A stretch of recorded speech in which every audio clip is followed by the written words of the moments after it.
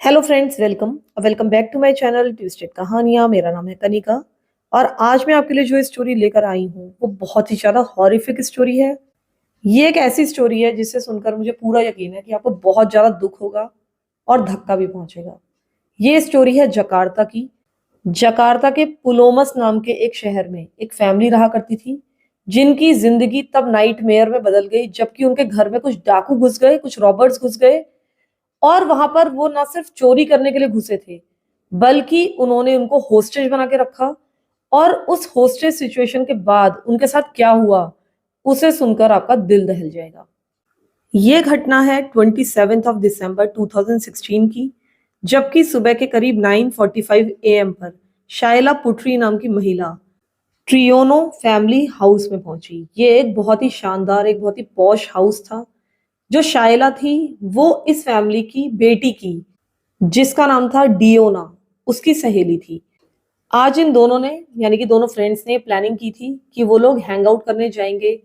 और इसी प्लान के कारण जो शायला थी वो बहुत देर से शैला को फोन करने की कोशिश कर रही थी। उसने बहुत सारे टेक्स्ट मैसेजेस भी किए, लेकिन डियोना कोई भी रिस्पॉन्स दे ही नहीं रही थी। ना उसका फोन उठा रही थी, ना मैसेजेस सीन कर रही थी, कुछ भी नहीं कर रही थी।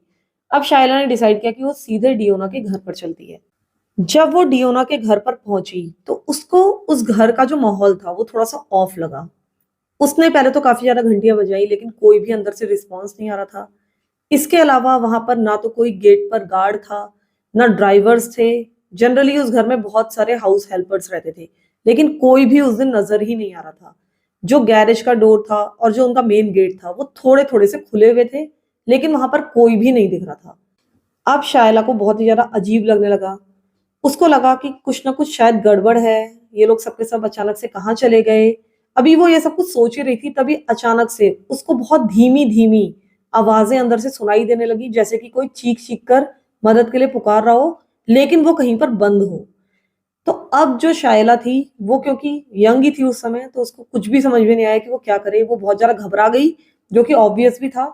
वो भागती हुई पास के सिक्योरिटी पोस्ट पर पहुंची। वहां पर जो भी गार्ड्स मौजूद थे उनको इस सारी सिचुएशन के बारे में बताया। अब ये जितने भी गार्ड्स थे उन्होंने तुरंत ही पुलिस को फोन किया। अब पुलिस को वहां पर आने में थोड़ा सा टाइम लगा। जब पुलिस वाले इस घर के सामने पहुंचे तो जो आसपास के नेबर्स थे वो भी वहां पर गैदर हो गए, क्योंकि उनको भी बहुत क्यूरियोसिटी थी कि यहाँ पर क्या हो रहा है, यहाँ पर पुलिस क्यों आई है। अब जो पुलिस वाले थे वो तुरंत ही घर में घुस गए। वो जल्दी जल्दी इधर उधर देखने लगे कि आवाजें कहाँ से आ रही थी। जल्दी उन्होंने रियलाइज किया कि ये जो चीखों की आवाजें थी ये एक रेस्ट रूम से, यानी कि एक वॉशरूम से आ रही थी, जो कि फर्स्ट फ्लोर पर था। ये जो वॉशरूम था ये मेड्स रूम के पास था, यानी मेड का जो रूम था उसके पास में था। और वो एक बहुत ही छोटा सा रेस्ट रूम था। उसके एरिया की अगर हम बात करें तो उसका टोटल एरिया था करीब 1.5 इंटू 1.5 स्क्वायर मीटर। और मैं आप लोगों के रेफरेंस के लिए बता दूं कि हम लोगों का जो हाथ होता है, यानी कि पूरी आर्म, उसकी लंबाई करीब 1 मीटर होती है। थोड़ी कम ज्यादा हो सकती है, लेकिन करीब करीब 1 मीटर होती है। तो एक हाथ और आधा हाथ, यानी कि इतनी ही उसकी लंबाई थी और इतनी ही उसकी चौड़ाई। तो आप समझ सकते हैं कि ये जो एरिया था ये बहुत ही ज्यादा छोटा था। ये जो टॉयलेट था ये केवल बेसिक टॉयलेट नीड्स के लिए बनाया गया था, इसलिए काफी छोटा बनाया गया था। अब पुलिस वालों ने इस दरवाजे को तोड़ा, यानी कि ये जो बाथरूम था ये बाहर से लॉक्ड था। और ये इतना मजबूत दरवाजा था कि इसको तोड़ा नहीं जा सकता था अंदर से। उन लोगों ने जरूर ट्राई किया होगा, लेकिन वो लोग तोड़ नहीं पाए थे इस दरवाजे को। अब जो गार्ड्स थे और जो पुलिस ऑफिसर्स थे इन्होंने बहुत मुश्किल से उस दरवाजे को तोड़ा, जिसमें टाइम भी लगा। और जैसे ही वो दरवाजा खुला तो इनको एक बहुत ही दहला देने वाला सीन अंदर दिखा, क्योंकि उस छोटे से टॉयलेट के अंदर 11 लोग फंसे हुए थे। ये जो 11 लोग थे, अब आप समझ सकते हैं कि 1.5 हाथ इंटू 1.5 हाथ लंबे चौड़े टॉयलेट के अंदर कितने ही लोग आ सकते हैं। तो ये जितने भी लोग थे ये लगभग एक दूसरे के ऊपर चढ़े हुए थे। ऐसा लग रहा था उनको देखकर कि एक दूसरे के ऊपर स्टैक्ड है। और ट्रेजिकली इनमें से 6 लोग ऑलरेडी मर चुके थे, क्योंकि यहाँ पर ऑक्सीजन की बहुत ही कमी थी। इस फैमिली का जो सबसे मेन सदस्य था, यानी कि हम कह सकते हैं कि परिवार का मुखिया, उसका नाम था डोडी ट्रियोनो। इसके बारे में बाद में एक गानी नाम के व्यक्ति ने, जो कि लोकल कम्युनिटी लीडर था, उसने बताया कि डोडी के गले पर स्टैब किया गया था, यानी कि चाकुओं से वार किया गया था। इस कारण से उसकी मौत हुई थी।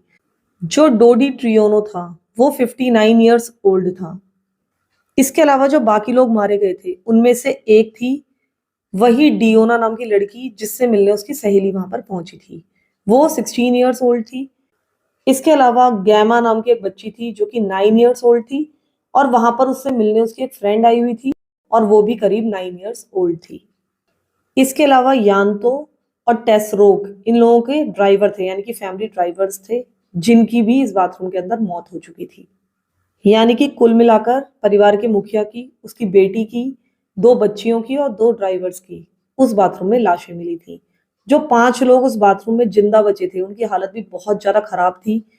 उनके ब्लड में जो ऑक्सीजन लेवल्स थे वो बहुत ही ज्यादा लो थे। उनको जल्दी से जल्दी हॉस्पिटल पहुंचाया गया, अर्जेंट मेडिकल केयर दी गई, और किसी तरीके से उनकी जान बचा ली गई।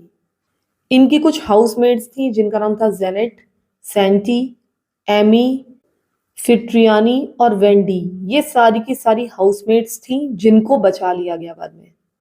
पुलिस ने बाथरूम से सारी की सारी लाशों को निकाला, उन्हें लिविंग रूम में रख दिया गया। अब पुलिस ने पहले पूरे के पूरे घर को सर्च किया कि हो सकता है कि जो मर्डरर है वो अभी भी घर में मौजूद हो। उनको ये शक हो गया था कि ये किसी बाहर वाले का काम है, घर वाले का काम नहीं है। जैसे ही इस घटना की खबर फैली, बहुत बड़ी भीड़ इस घर के सामने आकर इकट्ठी हो गई। लोग इस घटना में बहुत ज्यादा दिलचस्पी ले रहे थे। ये एक दिल दहला देने वाला कांड था, और लोगों को विश्वास ही नहीं हो रहा था कि 11 लोगों को इतने छोटे बाथरूम में कोई बंद कर सकता है। जब इन लोगों के रिश्तेदार इस घर पर पहुंचे, जब उन्होंने इन लाशों को देखा, तो वो बहुत ही ज्यादा परेशान हो गए, बहुत ज्यादा रोने लगे। ऑब्वियसली उनके दुख का कोई भी ठिकाना नहीं था। लेकिन फिर जल्दी ही पुलिस वालों ने ये नोटिस किया कि इस घर के चारों ओर सीसीटीवी कैमरास इंस्टॉल्ड हैं, और ना सिर्फ ये सीसीटीवी कैमरास घर के बाहर थे बल्कि घर के अंदर भी मौजूद थे। अब पुलिस वाले इन कैमरास को देखते ही समझ गए कि ये जो कैमरास हैं ये उनको बहुत सारे क्लूज दे सकते हैं। बहुत कुछ इस कैमरे की फुटेज से अब उन्हें पता चलने वाला था। अब इन कैमरास में उस दिन की क्या क्या रिकॉर्डिंग हुई थी ये आप खुद भी देख सकते हैं। 26 दिसंबर 2016 के दिन एक सुजुकी अर्टिगा कार इस घर के सामने आकर रुकी। इस कार से एक आदमी उतरा जिसका नाम था यूज पाने। उसने चारों ओर बहुत ज्यादा ध्यान से देखा, चेक किया कि उसको कोई देख तो नहीं रहा है। इस यूज पाने नाम के व्यक्ति के साथ कुछ और लोग भी मौजूद थे, वो अकेला नहीं था। इसके साथ जो और लोग मौजूद थे उनका नाम था एरविन सितुमोरांग, रामलान बुतर बुतार, और एक और व्यक्ति जिसका नाम था सिनागा। ये तीनों ही लोग उस समय गाड़ी के अंदर बैठे हुए थे। वो सिग्नल का इंतजार कर रहे थे, जब उन्हें सिग्नल मिलता तब वो गाड़ी से उतरने वाले थे। अब जो व्यक्ति अभी तक नीचे उतरा था वो इस घर के मेन गेट की तरफ बढ़ा। ये जो गेट था ये अनलॉक्ड था, और साथ ही ये गेट थोड़ा सा हल्का सा खुला हुआ भी था। जब ये व्यक्ति उस गेट की तरफ बढ़ा, तब उस फैमिली के ड्राइवर्स में से एक जिसका नाम था यान्तो, ये उस व्यक्ति की तरफ बढ़ा उससे पूछने के लिए कि तुम कौन हो और तुम्हें क्या चाहिए। अभी वो उसके पास पहुंचा ही था, उससे पूछने ही लगा था, तभी अचानक से ही वो जो व्यक्ति वहां पर आया था उसने रिस्पॉन्ड किया, और उसका रिस्पॉन्ड बहुत ज्यादा खतरनाक था। उसने तुरंत ही एक मशेटी उस ड्राइवर के ऊपर तान दी और उसको ऑर्डर दिया कि तुम अंदर की तरफ चलो। साथ ही उसने यान्टो नाम के इस ड्राइवर को यह भी ऑर्डर दिया कि तुम गैरेज डोर को बंद कर दो। इसके बाद इसने गाड़ी में बैठे हुए अपने तीनों साथियों को सिग्नल दिया कि अब तुम लोग भी मुझे ज्वाइन कर लो। अब कार से उतरकर रामलाल और एविन ने अब यूसो को ज्वाइन कर लिया, लेकिन जो सिनागा नाम का व्यक्ति था वो अभी तक कार में रुका हुआ था, क्योंकि उसको कार में बैठकर ही वहां पर नजर रखनी थी। यही सब कुछ इनके बीच में डिसाइड हुआ था। अब जो यान्टो था यानी कि ड्राइवर था, वो ऑब्वियसली बहुत ज्यादा घबरा चुका था, क्योंकि इन सबके हाथों में हथियार थे। उसके पास कोई भी चॉइस नहीं थी, उसको इन लोगों की बात माननी ही थी। अब ये जो इंट्रूडर्स थे ये सीधे उस घर के अंदर घुसे, वहां के लिविंग रूम में पहुंचे, और जिस समय ये लोग उस लिविंग रूम में पहुंचे उसी समय 9 वर्षीय गैमा और उसकी 9 वर्षीय सहेली एमिल, ये दोनों सीढ़ियों से नीचे आ रहे थे। वो लोग खेल रहे थे, और साथ ही इनकी मेड जिसका नाम था सैंटी, वो भी वहीं पर मौजूद थी, वो अपना काम निपटा रही थी। तभी अचानक उन दोनों बच्चियों ने इतने सारे अनफैमिलियर लोगों को उस घर में घुसते हुए देखा, तो वो अचानक से रुक गई। इनको देखकर वो थोड़ा सा घबरा गई थी, और साथ ही वहां जो मेड थी सैंटी, वो भी बहुत ज्यादा घबरा गई थी और वहां से भागने की उसने कोशिश की। लेकिन जल्दी उसने रियलाइज किया कि उन्होंने यान्टो को कैप्चर किया हुआ है और उसकी जान भी खतरे में है। तब वो रुक गई, और उसके बाद रामलाल ने सैंटी को पकड़ लिया, उसको फोर्स किया कि वो जमीन पर बैठ जाए। इधर जो यान्टो था यानी कि फैमिली का ड्राइवर, उसको इंट्रूडर्स ने पुश करके जमीन पर बिठा दिया था। लेकिन बैठते बैठते भी यांटो ने उन दोनों छोटी बच्चियों को अपनी बाहों में लेकर उनको थोड़ी सी सांत्वना देने की कोशिश की। वो समझ गया था कि ये बच्चियां बहुत ज्यादा डरी हुई हैं। अब यहाँ पर जो ये सब कुछ चल रहा था, इसने बाकी दो बेबी सिटर्स जिनका नाम था फिट्रियानी और वेंडी, उनका अटेंशन भी अपनी तरफ खींचा कि शायद कोई आया है। वो अपने रूम से, जहां भी वो जिस भी रूम में थी, उससे बाहर निकलकर अब लिविंग रूम में पहुंची। अब जो वहां पर यूस पान था, यानी कि जो पहला व्यक्ति जो मेन गेट के सामने आया था, ऐसा लगता है कि वो ही इन सबका बॉस था। उसने इन दोनों को स्पॉट कर लिया, उनको ऑर्डर दिया कि तुम्हें भी हम लोगों को फॉलो करना है, और अगर तुम लोग फॉलो नहीं करोगे तो ठीक नहीं होगा। उन लोगों ने भी इनके हथियार वगैरह देख लिए थे, वो भी बहुत ज्यादा घबरा गई। अब ये दोनों भी वहीं फर्श पर बैठ गई बाकी लोगों के साथ जो कि बंधक बनाए गए थे। अब ये तो अनक्लियर है कि ये किसका आइडिया था कि इन सारे लोगों को, यानी कि इन कैप्टिव्स को एक रेस्ट रूम में बंद कर दिया जाए। लेकिन जिसका भी यह आइडिया था उन इंट्रूडर्स में से, डिसाइड यही हुआ कि इन सारे के सारे बंधकों को एक छोटे से रेस्ट रूम में, जो कि ऊपर की मंजिल पर है, उसमें बंद कर दिया जाएगा ताकि वो आराम से पूरे घर की तलाशी ले सकें। इनको उस बाथरूम में बंद करने के बाद फिर फाइनली इनमें से एक ने सैंटी को सिग्नल दिया कि तुम बाथरूम से बाहर आओ और हमको गाइड करो कि कहाँ पर कीमती सामान रखा हुआ है। अब ये लोग इसको लेकर अपस्टेयर्स पहुंचे। उन्होंने अपनी गन निकाल ली थी और गन पॉइंट पर ये लोग सैंटी को आगे आगे चलने के लिए मजबूर कर रहे थे। ये लोग सेकंड फ्लोर पर पहुंचे। अब यूस पान ने जब पहला कमरा देखा तो सैंटी को मजबूर किया कि इस पहले कमरे के दरवाजे को तुम खोलो। अब ये लोग उस रूम में घुसे। ये जो कमरा था ये था 13 इयर्स ओल्ड जेनेट का।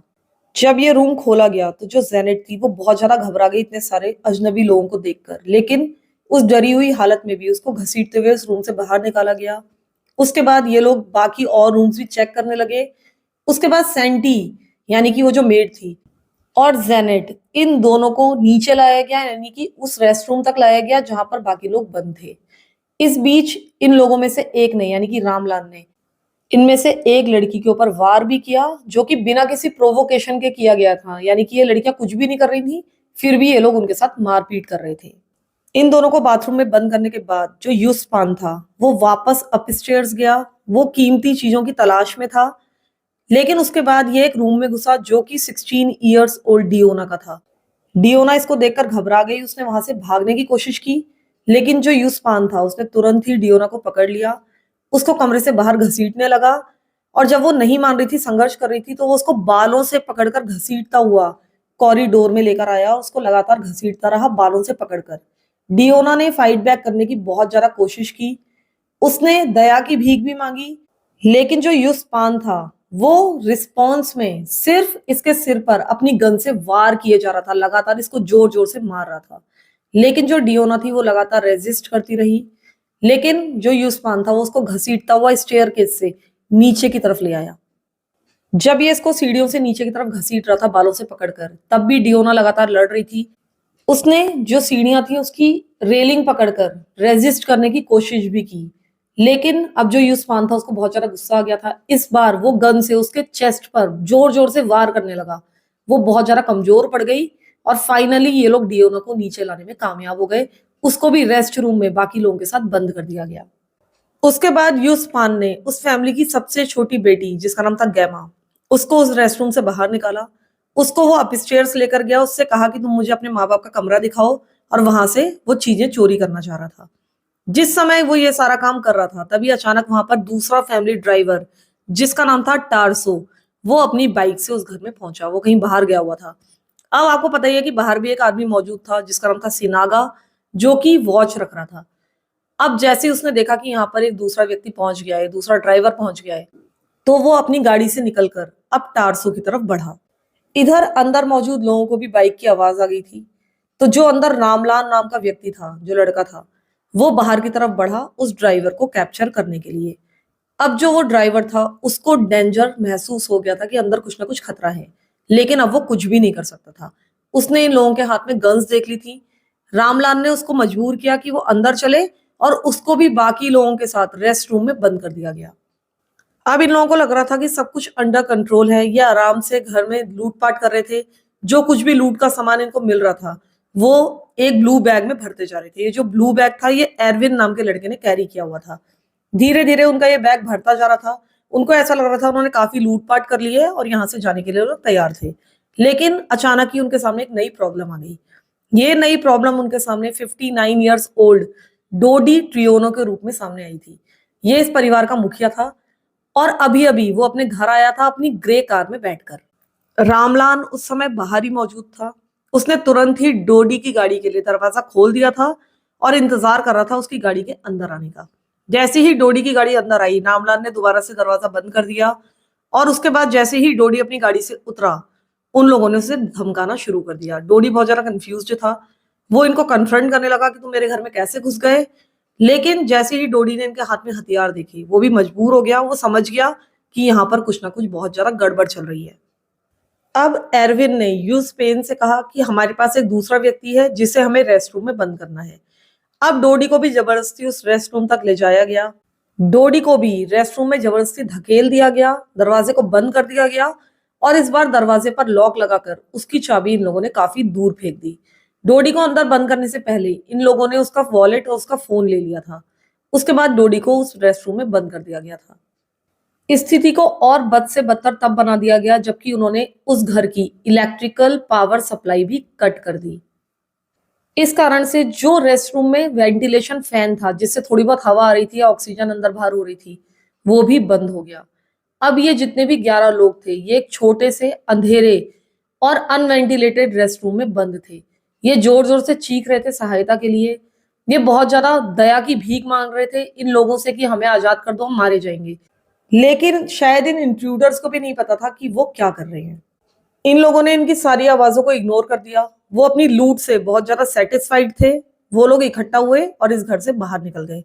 ये जो विक्टिम्स थे इस घर के अंदर ही लॉक्ड रह गए करीब 19 आवर्स तक, यानी कि 19 घंटों तक ये इस छोटे से बाथरूम में बंद रहे। लेकिन जो क्रिमिनल्स थे इन्हें ये भी नहीं पता था कि इस घर में हर जगह कैमरे लगे हुए हैं, सीसीटीवी कैमरास, जिन्होंने उनके पूरे के पूरे क्राइम को रिकॉर्ड कर लिया है। अब पुलिस के लिए काफी इजी हो गया था उनको आइडेंटिफाई करना और उनको ट्रैक करना। फिर जल्दी ही पुलिस वालों ने उनको आइडेंटिफाई कर लिया। बहुत तेजी से इस केस पर काम हो रहा था क्योंकि एक बहुत बड़ा केस था। इन्होंने एक टीम बना ली थी, एक मिशन की तरह इस पर काम कर रहे थे। फिर उन्होंने जल्दी ही एक छापा मारा। उन्हें वहां पर रामलाल, एरविन और सिनागा तीनों मिल गए थे। ये लोग एक दूसरी डिस्ट्रिक्ट में छुपे हुए थे। जैसे ही पुलिस ने उस जगह पर छापा मारा, इन लोगों ने वहां से भागने की कोशिश की। ये लोग हथियारों से लैस थे। इन्होंने पुलिस को कन्फ्रंट किया। अब पुलिस को इनके ऊपर शॉट्स फायर करने पड़े। सारा जो इलाका था वो इन सारी गोलीबारी से दहल गया था। रामलाल को पैर पर गोली लगी और बाद में वो ब्लड लॉस होने के कारण मारा गया। इधर जो एरविन था उसके भी पैर में गोली लग गई थी। जो यूसपान थे और जो सिनागा थे वो लोग यहाँ से भागने में कामयाब रहे थे, लेकिन जल्दी ही पुलिस ने उनको फॉलो किया और कोई टाइम वेस्ट ना करते हुए फाइनली इन लोगों ने सिनागा को अरेस्ट कर लिया था। बाद में पुलिस वालों ने यूसपान को भी अरेस्ट कर लिया था जो कि मैदान भाग गया था। लेकिन बाद में इनका ही एक साथी एरविन अब पुलिस की तरफ हो गया था, उनका गवाह बन गया था। उसने बहुत सारी इंफॉर्मेशन दी पुलिस को, इनके वेयर अबाउट्स भी बताए थे। इससे इन्वेस्टिगेशन में बहुत ज्यादा सहायता मिली थी। इसने हर व्यक्ति के इस डकैती में रोल्स का भी खुलासा किया था कि किसको क्या रोल दिया गया था। इससे पता चला कि जो मेन मुखिया था इस क्राइम का वो था रामलाल। जो बाकी लोग थे यानी कि एरविन, यूसपान और सिनागा, इन लोगों के अलग अलग रोल्स थे। इन्हें प्लान को ढंग से एग्जीक्यूट करना था और जो सिनागा था उसको ड्राइवर का रोल दिया गया था कि उसे बाहर रहकर इन लोगों पर नजर रखनी है। जब इन्होंने इस प्लान को बनाना शुरू किया था तो सबसे पहले इन्हें अपना टारगेट ढूंढना था कि किस फैमिली पर इन्हें अटैक करना है। फिर ये जो एलिड नेबरहुड्स थे उसमें ड्राइव करके इधर उधर घूमने लगे। ये देख रहे थे कि कौन सा घर लूटमार करने के लिए काफी सूटेबल रहेगा। लेकिन यूसपान ने बताया कि इन्हें और भी बड़े बड़े घर मिले थे, बहुत अमीर लोगों के घर मिले थे, लेकिन उनमें से ज्यादातर जो घर थे उनके गेट्स लॉक रहा करते थे। इधर जो ट्रियोनो हाउस था उसका गेट अक्सर इनको अनलॉक्ड मिला। इनके लिए ट्रियोनो हाउस एक इजी टारगेट बन चुका था। इन्हें पता था कि इसके अंदर घुसना काफी ज्यादा आसान रहेगा। अब इनके बयानों से तो यही पता चल रहा था कि ये एक रॉबरी की घटना थी, लेकिन इस परिवार के जो वकील थे जिनका नाम था अजम खान, उनको इनकी बातों पर शक था।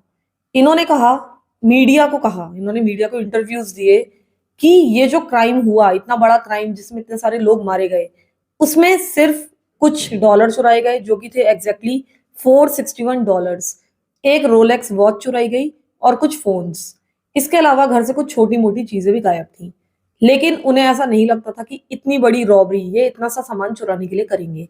इनको ऐसा महसूस हो रहा था कि इन लोगों का मेन टारगेट था घर का मुखिया, जिसका नाम था डोडी ट्रियोनो। लेकिन वहां के जो इंस्पेक्टर जनरल थे जिनका नाम था इरिया वान, उन्होंने ये बयान दिया कि रॉबर्ट्स इतना कम सामान नहीं लेकर गए हैं। उन्होंने करीब करीब 7 मिलियन रुपया, वहां की करेंसी भी रुपया है, उसको कैश में चोरी किया है। इसके अलावा इनके घर में सिंगापुर डॉलर्स भी थे, यूएस डॉलर्स भी थे। इसके साथ इन्होंने रोलेक्स और फोन्स को चुराया है। ये कहना चाह रहे थे कि इस घर में ब्लैक मनी भी मौजूद था, जो कि इतने अमीर परिवारों में अक्सर मौजूद होता है। इन्होंने ये अनुमान लगाया कि टोटल करीब 60 मिलियन इंडोनेशियन रुपया यहाँ से चुराया गया था। इनका कहना था कि ये एक रॉबरी की ही घटना है और डोडी को स्पेशली कोई भी टारगेट नहीं कर रहा था, यानी कि ये कोई प्लान्ड मर्डर नहीं था। अब पुलिस ने डोडी की और इस ट्रियोनो फैमिली के बैकग्राउंड की भी जांच की, तो ये पाया गया कि जो डोडी था वो बहुत ही ज्यादा वेल्दी था, बहुत ज्यादा सक्सेसफुल था। वो एक बहुत ही सक्सेसफुल आर्किटेक्ट था। उसकी कुछ बहुत ही हाई प्रोफाइल प्रॉपर्टीज थी, प्रॉपर्टी प्रोजेक्ट्स पर भी काम कर रहा था। उसके पास अनगिनत पैसा था, उसके मल्टीपल हाउसेस थे। इसके अलावा उसके पास कलेक्शन था लग्जरी कार्स का। और इस कारण से जो पब्लिक थी वहां की, वो ये शक कर रही थी कि ये जो रॉबरी थी ये किसी ना किसी उसके बिजनेस राइवल ने ही अरेंज करवाई थी। उसने जानबूझकर डोडी का मर्डर करवाया था। लेकिन इस थ्योरी को साबित करने के लिए इनके पास कोई भी एविडेंसेस नहीं थे, ना ही रॉबर्ट्स ने इस तरह का कोई कन्फेशन दिया था। अब इस थ्योरी को सपोर्ट करने के लिए अब डोडी की पर्सनल लाइफ भी स्क्रूटनी में आ गई। जब इन्होंने डोडी की पर्सनल लाइफ में झांक कर देखा तो इन्हें पता चला कि डोडी ने कुल मिलाकर 3 शादियां की थी, यानी कि 3 बार शादियां की थी। उसकी पहली शादी हुई थी डिवी नाम की एक महिला से, जिसके साथ उसके 3 बच्चे हुए, और उसने उससे करीब 6 साल पहले डिवोर्स ले लिया था। फिर इसने दूसरी शादी की एल्मियांडा शफीरा नाम की एक महिला से। उससे इसके 3 बच्चे और हुए, जिनका नाम था डियोना, जेनेट और गैमा, जिनके नाम आपने इस केस के दौरान सुने होंगे, क्योंकि भले ही उसने इससे 3 साल पहले तलाक ले लिया था, लेकिन उसके तीनों बच्चों ने अपने पिता को ही चूज किया था कि हम अपने पिता के साथ ही रहेंगे। इसके बाद वो एक तीसरी शादी में एंटर हुआ। उसकी जो तीसरी वाइफ थी वो उस समय, यानी कि मर्डर के समय या इस इंसिडेंट के समय, उस घर में मौजूद नहीं थी। लेकिन ये भी माना जाता है कि ये उसकी लीगल वाइफ नहीं थी, क्योंकि इस तरह के कोई भी डॉक्यूमेंट्स उस घर से नहीं मिले। जिस समय ये सारी घटना हुई उस समय इसकी तीसरी वाइफ 7 मंथ्स प्रेग्नेंट थी। अब लोग इसके ऊपर भी शक करने लगे, क्योंकि घटना के समय ये घर में मौजूद नहीं थी, जबकि उस समय इसके जो संबंध थे वो डोडी के साथ काफी अच्छे थे। लोगों को यह भी शक था कि उसकी जो एक्स वाइफ्स थी, यानी कि पहले की 2 वाइफ्स, उनका भी इन्वॉल्वमेंट इस केस में हो सकता है। हो सकता है कि उन्हीं दोनों ने एज अ हिटमैन इन लोगों को हायर किया हो, लेकिन इस थ्योरी को भी डिसमिस कर दिया गया, क्योंकि इनके पास कोई भी सबूत नहीं थे। अल्टीमेटली जकार्ता के पुलिस चीफ इंस्पेक्टर, जिनका नाम था जनरल इरियावान, जिसके बारे में मैंने आपको पहले भी बताया, वो मीडिया के सामने आए। उन्होंने ये एक्सप्लेन किया कि ये क्राइम पूरी तरह से एक रॉबरी है, और उसको साबित करने के लिए उन्होंने ये दिखाया कि जो यूसपान था और उसकी टीम थी, इन्होंने पहले भी 2 दूसरे हाउसेज में रॉबरी की थी, जो कि डिफरेंट लोकेशंस पर थे। और ये सारी की सारी चोरियां इन्होंने 1 हफ्ते के अंदर की थी। तो अगर ये हिटमैन होते तो इस तरह की चोरियां करने की इनको कोई जरूरत नहीं थी। हालांकि इन्होंने इस फैमिली के साथ बहुत ज्यादा निर्दयता से काम लिया था, इनको बाथरूम में बंद कर दिया था। लेकिन जैसा कि मैंने आपको पहले भी बताया कि मुझे ऐसा लगता है कि मारने की नियत इन लोगों की बिल्कुल नहीं थी। इन लोगों को उम्मीद नहीं रही होगी कि ये लोग मारे जाएंगे। जिन पहले 2 घरों में इन्होंने चोरियां की थी वहां भी किसी को नुकसान नहीं पहुंचाया था, किसी को भी मारा नहीं था जान से। तो बाद में पुलिस ने यही निष्कर्ष निकाला कि ये सिर्फ एक रॉबरी थी। इन सारे रॉबर्स में से एक, जिसका नाम था एरविन, जो कि बाद में पुलिस का गवाह भी बन गया था, उसको बहुत ज्यादा गिल्ट फील होने लगा था जब से उसे पता चला था कि बाथरूम में बंद उन 11 लोगों में से 6 लोग मारे गए। उसको बहुत बुरा महसूस हो रहा था, यहाँ तक कि उसने पुलिस से यह भी कहा कि तुम मुझे गोली मार दो। इस गैंग ने इन 3 चोरियों के अलावा भी बहुत सारी रॉबरीज की थी, लेकिन पहली बार इनके हाथों से कोई मारा गया था। अब जो जकार्ता के पुलिस स्पोक्समैन थे, जिनका नाम था मिस्टर आर्गो, उन्होंने ये नोटिस किया कि इस गैंग के लिए ये बहुत ज्यादा टिपिकल बात थी कि ये लोग जनरली सारी चोरियों के दौरान अपने जितने भी विक्टिम्स होते थे उन्हें एक जगह इकट्ठा किया करते थे। अगर आपको याद होगा तो मैंने शुरू में आपको बताया था कि जो डोडी ट्रियोनो था उसके गले में चाकू भी मारा गया था। लेकिन जब बाद में उसकी ऑटोप्सी कराई गई तो ये पता चला कि उसकी जो ब्लड वेसल्स थी वो ऑक्सीजन की कमी के कारण फट गई थी, यानी बर्स्ट हो गई थी, और इस कारण से वो सारा खून उसके गले से निकला था। उसके गले में कोई भी चाकू नहीं मारे गए थे। जो डोडी था वो रेस्ट रूम में काफी नीचे की तरफ था, यानी कि उसके सामने बहुत सारे लोग थे। इस कारण से उसको ऑक्सीजन की और भी ज्यादा कमी हो गई होगी और इस कारण से उसकी जो वेसल्स थी वो फट गई थी। बाकी किसी के साथ ऐसा नहीं हुआ था। फिर फाइनली डोडी, गैमा और डियोना तीनों की ही बॉडीज को साइड बाय साइड दफना दिया गया तानाहा कुसीर पब्लिक सिमेट्री में, जो कि साउथ जकार्ता में था। इनका फ्यूनरल किया गया 28 दिसंबर 2016 के दिन, और उस दिन ये जो सिमेट्री थी ये पूरी फैमिली से और फ्रेंड से भरी हुई थी। सबने साथ में मॉर्निंग की।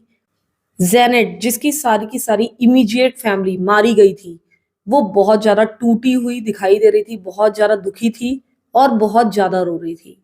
डोडी की सेकंड वाइफ एलमियांडा भी वहां पर पहुंची थी। उसके तो तीनों ही बच्चे मारे गए थे। उसकी हालत बहुत ही ज्यादा खराब थी। जो गैमा की फ्रेंड थी, यानी कि जो 9 साल की बच्ची थी उस घर में, गैमा उसकी जो फ्रेंड थी जिसका नाम था एमिल, उसको भी एक दूसरे कब्रिस्तान में दफनाया गया उसकी फैमिली के द्वारा। उसका भी फ्यूनरल ऑर्गेनाइज किया गया। वहां पर उसके सारे फ्रेंड्स, टीचर्स और फैमिली के लोग मौजूद थे। इसके अलावा जो फैमिली के ड्राइवर्स थे, यानी कि यान्टो और टेसरो, उनकी बॉडीज को भी उनकी फैमिलीज लेकर गई थी, उनको भी दफना दिया गया। जो यान्टो था वो अपने पीछे अपनी वाइफ और अपनी 2 छोटी छोटी बेटियों को छोड़ गया था। उसकी वाइफ ने बाद में बताया कि वो एक बहुत ही अच्छा डैड था और उसके बच्चे उसके बिना बहुत ही ज्यादा दुखी थे। यान्टो ने अभी हाल ही में इस फैमिली में काम करना शुरू किया था। फिर जल्दी ही इन सारे के सारे लुटेरों का ट्रायल शुरू हुआ। इनका ट्रायल शुरू हुआ था 15 जून 2017 के दिन। इनके ऊपर डिफरेंट चार्जेस लगाए गए, जैसे कि प्री मेडिटेटेड मर्डर का, चोरी के साथ वायलेंस करने का। इसके अलावा मारपीट वगैरह करने के भी इनके ऊपर बहुत सारे चार्जेस लगे। फाइनली 19 सितंबर 2017 के दिन कोर्ट ने अपना वर्डिक्ट दिया। कोर्ट ने फैसला सुनाया कि एरविन और यूस्पान, इन दोनों को डेथ पेनल्टी दी जाएगी, यानी कि मौत की सजा। इधर जो सिनागा था उसको लाइफ इन प्रिजन की, यानी कि उम्र कैद की सजा सुनाई गई। इनकी सजा के खिलाफ अब डिफेंस अटॉर्नी ने एक अपील दायर की। इस अपील में कहा गया कि ये जितने भी अपराधी हैं, इन लोगों को बहुत ज्यादा रिमोर्स है, बहुत ज्यादा पछतावा है, वो बहुत ज्यादा सॉरी फील कर रहे हैं। यूसपान ने अपनी अपील में कहा कि ये सिर्फ एक गलती थी और हमने जानबूझकर किसी की भी हत्या नहीं की है और हम बहुत ज्यादा सॉरी हैं। इधर एरविन ने अपनी अपील में कहा था कि जितनी भी फैमिलीज मेरे कारण मुश्किल में आई हैं, मैं उन सबके सामने घुटनों के बल बैठकर माफी मांगना चाहता हूँ। उसने ये भी लिखा था कि मैं बहुत डीप रिग्रेट फील कर रहा हूँ जो कुछ भी मैंने किया। इनके जो वकील थे वो ये कह रहे थे कि जो पनिशमेंट होता है वो कोर्ट को मोटिव के ऊपर देना चाहिए कि क्या उद्देश्य था। उनको सिर्फ नंबर ऑफ विक्टिम्स नहीं देखना चाहिए कि कितने लोग मारे गए, वो तो सिर्फ एक एक्सीडेंट था। पब्लिक का भी बहुत ज्यादा प्रेशर था वहां की पुलिस के ऊपर, कोर्ट के ऊपर। फाइनली इस अपील को खारिज कर दिया गया। जो इनकी सजा थी वो कायम रही। ये दोनों व्यक्ति आज भी डेथ रो पर हैं। वो घर जिसमें सारी की सारी घटनाएं हुई थी, लोग उसके प्रति बहुत ज्यादा फैसिनेशन फील करने लगे, बहुत ज्यादा ऑब्सेस्ड हो गए। वो एक तरह से खाली पड़ा था, उसमें अब कोई नहीं रहना चाहता था और इस कारण से वो घोस्ट हंटिंग का एक अड्डा बन के रह गया। लोग वहां पर भूतों की कहानियां सुनकर आते थे।